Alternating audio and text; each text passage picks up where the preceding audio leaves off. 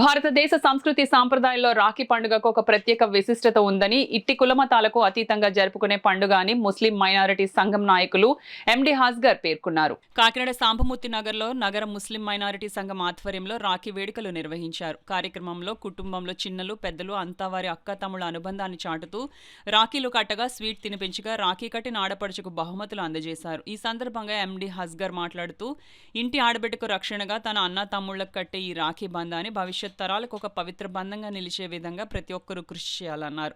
ఈ కార్యక్రమంలో పెద్ద సంఖ్యలో మహిళలు పాల్గొన్నారు.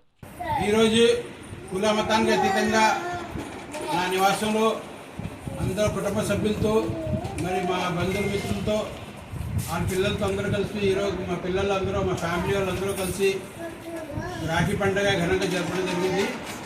ఇది భారతదేశ సంస్కృతి ప్రకారం మరి చేయడం మాకు చాలా ఆనందంగా ఉంది.